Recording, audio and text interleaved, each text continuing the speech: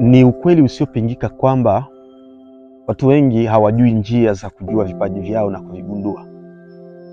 Ndio maana wanahangaika kutafuta elimu, wakati mwingi wanasoma vitabu vya kutosha, wengine wanafuata hisia zao, hawajui wafanye nini. Wengine wanafuata elimu ambayo Wafaransa wanaita horoscope. Wengine wanajifunza nyota kwa kuangalia pia miezi walioizaliwa, tarehe waliozaliwa, ili angalau wapate kugundua uwezo Mwenyezi Mungu jalia aliweka ndani yao.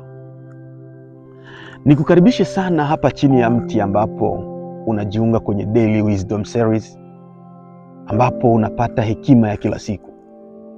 Leo ninataka nizungumzie kuhusu njia 7 za kugundua vipaji vyako. Kabla sijaendelea, nikualike upate kusubscribe, kulike na kushare ili uwe wa kwanza kupata masomo yetu. Hii ni episodi ya 18 kwenye jinsi ya kugundua vipaji vyako na kuvifanya kuwa ajira. Kama hujafuata sehemu zilizotangulia, rudia kwenye channel yangu, andika jinsi ya kugundua vipaji, episodi ya kwanza hadi episodi unayoitaka wewe. Naamini utanufaika zaidi.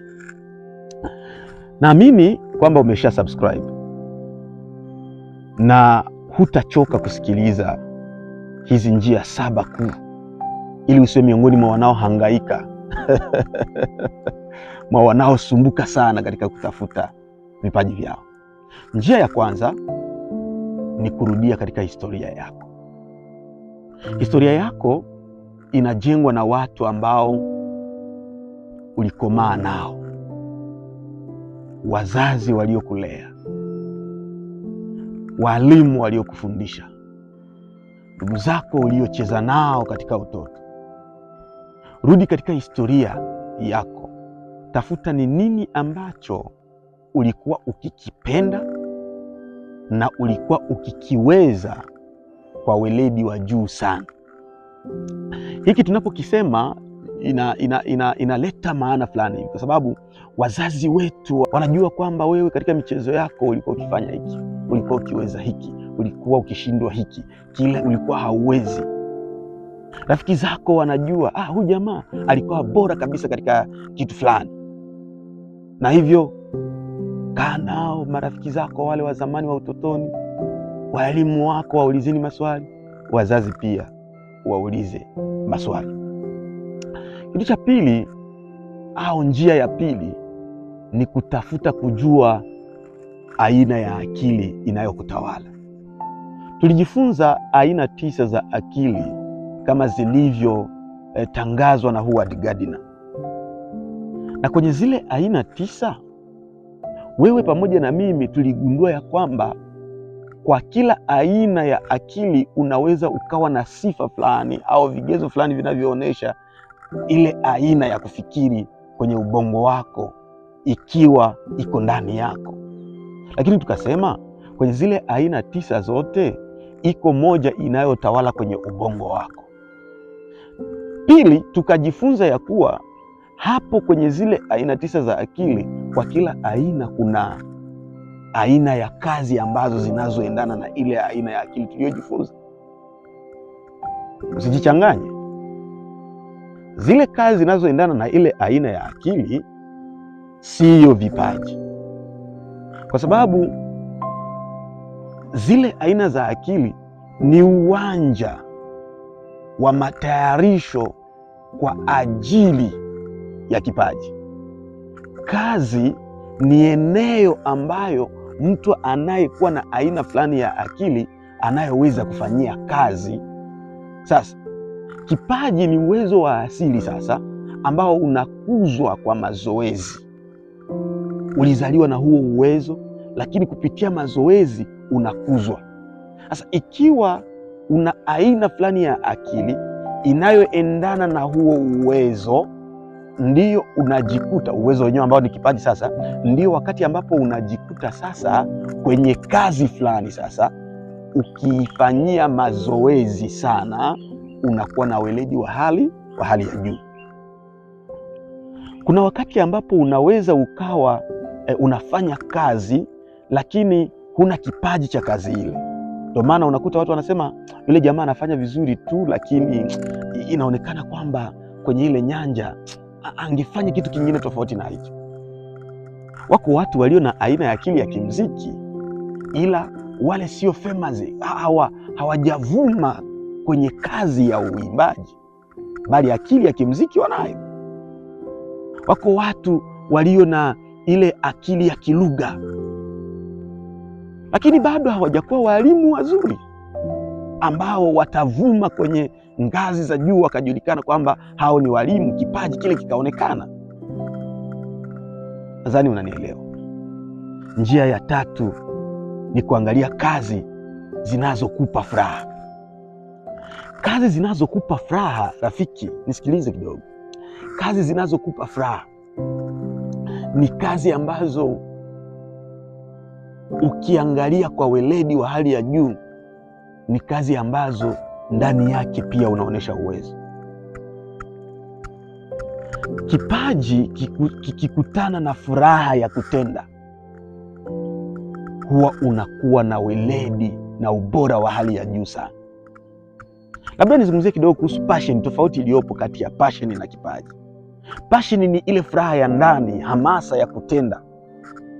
Angalisho, kwa sababu hii inaweza kuisha kwa muda fulani hivi, ikapungua, ikapotea kabisa. Lakini kipaji kinakupa uwezo wa kushinda. Passion inakupa hamasa ya kuendelea na furaha ya kuendelea. Passion inaweza ikapotea baada ya kukosa faida uliyoitarajia kwa sababu ya mazingira. Lakini kipaji ni uwezo wa asili ulio ndani yako. Uwe una matokeo ya kifedha au hapana, uwe una matokeo ya kijamii au hapana, kipaji ni uwezo uko ndani yako. Sasa passion yako ikikutana na ule uwezo ambacho ni kipaji, basi utafikia mahali unakoenda. Tafiti nyingi zinaonyesha ya kwamba watu wengi sana wanakosea kutumika kwenye kazi zisizoleta furaha yao. Wako kwenye maofisi, wako kwenye kazi, lakini kazi zenyewe hazilete furaha yao. Kipaji kinakupa furaha, kinakupa na wepesi wa kutenda. Na unapogundua vipaji vyako, kwa sababu unaweza ukawa na vingi sana vinavyosindikiza kipaji chako kikuu ambacho tulikita kwa genius katika masomo yaliyotangulia, huenda pale mwanzoni furaha isiwepo, ila usipoteze dira. Kwa sababu huo uwezo wa kipekee ulio nao, hicho kipaji ambacho umekigundua, kifuate hicho. Unafanya kazi bila kutumia nguvu nyingi na unakuwa na furaha kwa matokeo unayoyapata. Unakuwa na furaha wakati hata kama mshahara unakuwa ni mdogo, unafurahia kufanya na unaweza kuendelea kufanya hivyo maisha yako yote. Hicho ni kipaji chako. Tuzungumzie labda kuhusu njia ya nne, sababu uangalie ni kazi gani zilizojirudia kwenye maisha yako. Hiyo ni njia pia kugundua kipaji chako. Nilikuwa nikizungumza na bwana mmoja ambaye alikuwa ana kipaji cha biashara. Tena si biashara ya kila aina, lakini alikuwa anafanya biashara ya miwa.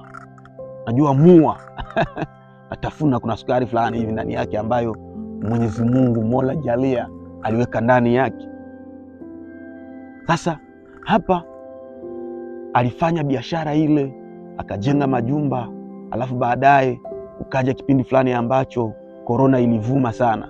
Akasema kuna aina fulani hivi ya mimea ambayo mkaa wake ukichomwa au majani yake, maganda yake, ganda lake kama mti ulivyo hapa, ganda lake hili ukichukua lingeweza kusaidia kwa ajili ya korona. Jamaa aliacha biashara ya miwa, akakimbia haraka sana kutafuta ile miti, na alitumika mwezi mmoja, alafu mwezi wa pili kampuni yenyewe ilifunga, ikasema miti tumeipata ya kutosha, mkaa tumeupata wa kutosha, alafu hatuna tena haja. Pesa zote alikuwa ameziwekeza huko kwenye miti yenyewe nani atanunua? Yuko kwenye lazima achome mkaa sasa na aende akauuze kwa jamii, sasa pale mtaani ukatumiwa kwenye nyumba za watu. Lakini sasa fikiria, je, atafurahi kufanya ile biashara kama alivyofanya hapo kabla? Nikizungumza naye alinieleza ya kwamba alitoa madeni mengi sana, akapea watu madeni, sababu ilikuwa ni biashara ambayo haileti furaha yake, lakini pia ilikuwa haijirudie kwenye maisha yake.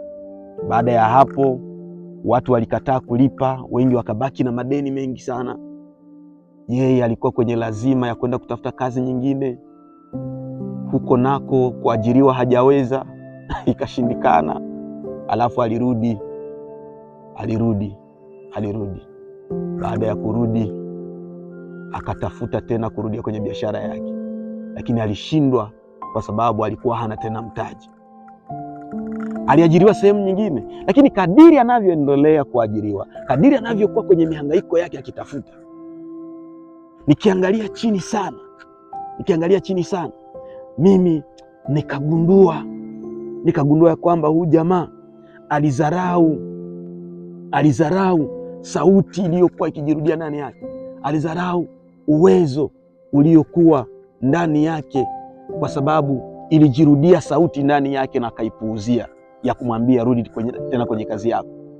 Sauti inayojirudia sana kwako usidharau, ifanyie kazi wala usitikisike.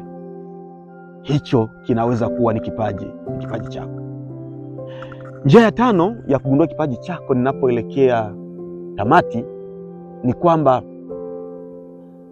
angalia kazi unayoiweza, unayoifanya kwa wepesi pasipo kutumia nguvu nyingi. Hapa huwa ninatoa mfano kila mara wa kuosha sahani. Nina kamsichana kangu kadogo sana, kama kana miaka kama 6-7 hivi, lakini kanaosha sahani vizuri. Unajua kwamba hiki ni kipaji na unaweza ukakigeuza kuwa ajira. Unajua leo hii kuna vile vikundi vya watu wanaotengeneza chakula kinachotumika kwenye masherehe, na wale kazi ambayo hawataki sana baada ya sherehe ni kuosha sahani zile kuziosha, wanachukia sana. Alafu ukiwa na kampuni yako ambayo kazi yake tu ni kuosha masahani, mahoteli zikubwa zitakutafuta, makampuni zikubwa zitakutafuta zinazotengeneza chakula kwa ajili ya sherehe na mambo mengine. Leo hii dunia inapendelea sana kazi zinazotumia nguvu nyingi sana. Wanapendelea vitu na kuviheshimu vitu vilivyopatikana baada ya kusumbuka sana, lakini vitu vilivyopatikana kwa urahisi wanaona kama havina thamani. Wakati mwingine wanaweza wakawa na sheria, lakini kwa kuhusu vipaji hawana sheria, kwa kuwa kipaji hakisumbui mtu. Una uwezo na wepesi wa kutenda hata katika nyakati ngumu. Wakati ambapo wengine wanasumbuka sana kufanya, wewe unafanya kwa wepesi, na wanapokusifia unaona tu kama wewe hukutumia nguvu nyingi, unasema mimi kwangu ilikuwa ni kawaida. Haujaona chochote kilicho kigumu. Mimi nikiangalia mazingira yetu ya kila siku, ninaona ya kwamba ukiangalia vile unavyofanya kwa wepesi na vile unavyovifanya bila kutumia nguvu nyingi sana, hicho ni kipaji chako. Lakini njia ya 6 kwa haraka ni huzuni chanya. Je, huzuni inakukamata wakati ambapo watu wanapofanya vitu na wakaharibu? Pale ambapo mtu anapopewa kufanya, alafu wakati anafanya vibaya unaona kwamba ungepewa wewe ufanye. Sio kwa sababu unatamani ile nafasi, lakini kwa sababu ndani yako kuna uwezo wa kufanya vizuri kuliko yeye. Hilo umeshalithibitisha na unajua kwamba ni hakika. Unasikia huzuni ya kuona mambo yanataka kuharibika wakati wewe upo. Na wapo wengine ambao yanapotaka kuharibika mara moja wamesimama na kwenda kufanya nao kusudi wengine wasifanye nini? Wasiharibu. Hicho ni kipaji chako. Usiache kufikiri kuhusu mambo haya ambayo yanaweza yakakusaidia. Njia ya 7 ni kuu. Njia ya 7 ndiyo iliyo kuu. Watu wanaokuzunguka. Unajua watu wengine wanajua uwezo ulio ndani yetu kabla ya sisi kuuona. Na nakumbuka katika maisha yangu wengi walinipa moyo na kuniambia mambo ambayo ningeweza kuyafanya pasipo mimi hata kutambua kwa mara ya kwanza. Kwa hivyo tafuta watu 5 ambao ni rafiki zako, au ni watu unaowaamini uwezo wao wa kufikiri na uwezo wao wa kuona mambo, ambao wakikwambia jambo unaweza ukalitii na kulithamini. Hao watu 5 unaweza ukawapa maoni yako, kuambia rafiki zangu, nataka mniambie mambo mawili. Kitu cha kwanza ni uwezo mnaoona ndani yangu, mnaona kwenye maisha yangu ninaweza kufanya kitu gani. Lakini kitu cha pili, mniambie ni nini ambacho siwezi kukifanya kwenye maisha yangu. Watu wanajua uwezo wako, lakini pia wanajua mipaka yako, wanajua kile ambacho huwezi kukifanya. Nakumbuka nilipofanya vile nikiwa chuoni, rafiki zangu nikiwaita, nikachapa jedwali, yani tableau. Sehemu moja nikatia nguvu, sehemu nyingine nikaweka udhaifu. Nikawaambia kwa uwazi sana, fanya hivyo kama mimi. Nikawaambia kwa uwazi, jameni, usijaribu kunipepa. Kile unachojua ninakiweza, kiandike. Kile unachojua kwamba sikiwezi, kiandike pia. Sitakulaumu baada ya wewe kuniambia ukweli. Hizo ni njia 7 zitakazo kusaidia ili kwamba ugundue vipaji vyako na uwezo ulio ndani yako. Ukifanya hivyo, utakuwa miongoni mwa watu waheri. Sasa usisahau kusubscribe, kulike na kushare ili uwe wa kwanza kupata masomo yetu. Lakini pia nitafurahi kukusoma kwenye comment. Ikiwa kuna njia nyingine ambayo unadhani unaweza ukaitumia kugundua vipaji vyako, nitafurahi mimi kukusoma pia. See you. Lakini jifunze.